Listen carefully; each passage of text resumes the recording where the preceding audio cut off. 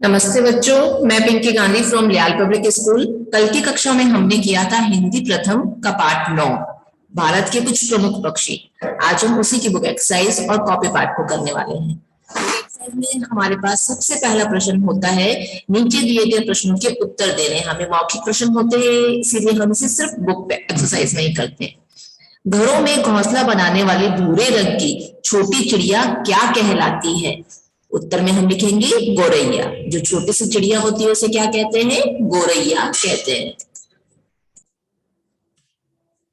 अगला प्रश्न है, किस चिड़िया के घोंसले को देखकर लोग दंग रह जाते हैं? ऐसी कौन सी चिड़िया है जो बहुत सुंदर घोंसला बनाती है जिसे लोग देख के दंग रह जाते हैं?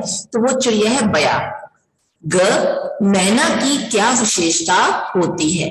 उत्तर में हम लिखेंगे मैना काले रंग की पीली चोंच वाली चिड़िया है जो सिखाने पर मनुष्य की बोली भी बोलने लगती है। दे रखा है गुटरगु किस पक्षी की बोली होती है? कौन सा पक्षी है जो गुटरगु बोलता है? तो उत्तर में हम लिखेंगे कबूतरों की। पनुक पक्षी को और किस नाम से जाना जाता है? तो हम उत्तर में लिखेंगे फक्ता। फक्ता नाम से जाना जाता है। आम के बगीचे से किस पक्षी की मधुर आवाज सुनाई देती है? आम के बगीचे से कोयल की मधुर आवाज सुनाई देती है। आगे हम लिखेंगे उचित शब्दों से रिक्त स्थानों की पूर्ति, जिसे हम अपने कॉपी पार्ट में कंप्लीट करेंगे। और फिर लिखा है सही वाक्य के आगे सही और गलत वाक्य के आगे गलत का चिन्ह लगाना है। इसे भी हम कॉपी पार्ट में क्लियर करेंगे। एक शब्द वाक्य और 2-3 वाक्य, इन दोनों प्रश्नों को भी हम अपने कॉपी पार्ट में ही क्लियर करेंगे। आगे बढ़ते हैं। नीचे दिए गए वाक्यों को है और या है लगाकर पूर्ण करना है। तो हम लिखेंगे जहां है के साथ में बिंदी लगी हुई है उसे हम लिखेंगे बहुवचन में, और जिसके साथ बिंदी नहीं है उसे हम एक वचन में लिखेंगे। जैसे यहाँ पे लिखा जा रहा है हम कहाँ जा रहे हैं, तो जब हम है तो इसका मतलब क्या है? बहुवचन, इसीलिए हम बिंदी वाला ह लगाएंगे। वह बहुत ज्यादा बोलता है, तो वह कौन है? एक वचन है, इसीलिए हमने बिना बिंदी वाला है लगाया है। पापा दफ्तर से आ चुके हैं, पापा क्या है? एक वचन है, इसीलिए हमने है लगाया है बिना बिंदी वाला, इसको हम हटा देंगे। खिड़की खुली है, एक ही खिड़की है, इसीलिए हमने है लगाया है बिना बिंदी वाला। उसी के साथ हवा चलने के कारण पत्तियां हिल रही है, तो पत्तियां बहुत सारी है, इसीलिए हमने बिंदी वाला है लगाया है। विसर्ग का उच्चारण हम के समान होता है और इसका चिन्ह ह, यानी कि विसर्ग में ह की ध्वनि सुनाई देती है। नीचे दिए गए शब्दों में उचित जगह पर हमें विसर्ग का प्रयोग करना है या ह लगाना है। जैसे यहाँ पे हमें कुछ शब्द दे रखे हैं, नीचे दिए गए शब्दों के वचन बदलने हैं हमें। यहाँ पर इन शब्दों में हम कहीं पर हलंत लगाएंगे और कहीं पर विसर्ग का प्रयोग करेंगे। 3 नंबर पे हमें दे रखा है नीचे दिए गए शब्दों के वचन बदलने हैं। जैसे आंख, आंखें, बोली, बोलियां, छोटी की मात्रा लगाते हुए चिड़िया, चिड़िया के साथ चंद्र बिंदु लगाते हुए बहुवचन लिखेंगे। तना, तने, कीड़ा, कीड़े, मछली, मछलियां। आगे चलते हैं हम इसके कॉपी पार्ट की ओर।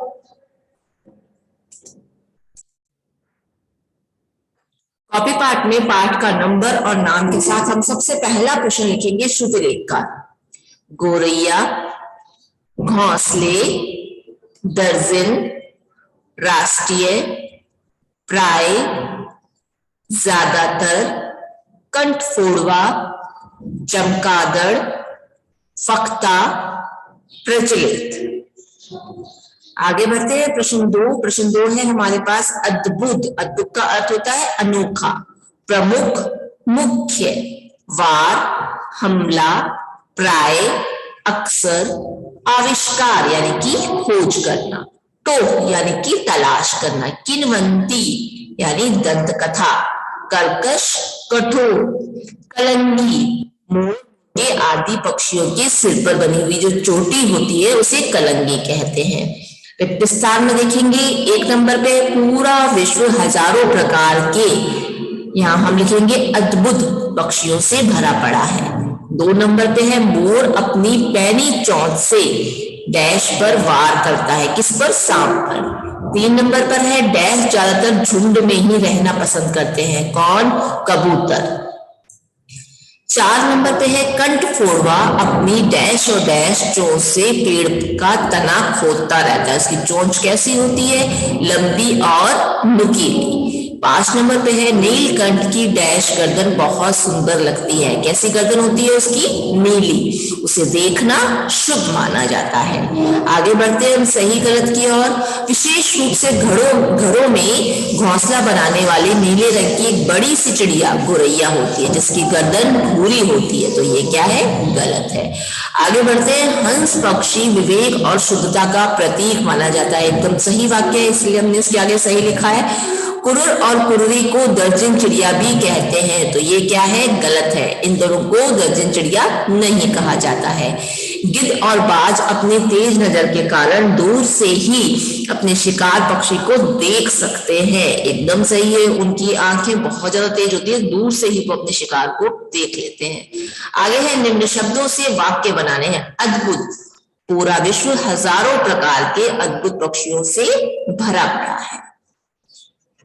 अगला शब्द है हमारे पास प्रसिद्ध। प्रसिद्ध से वाक्य बनाएंगे। मैना काले रंग की पीली चोंच वाली प्रसिद्ध चिड़िया है।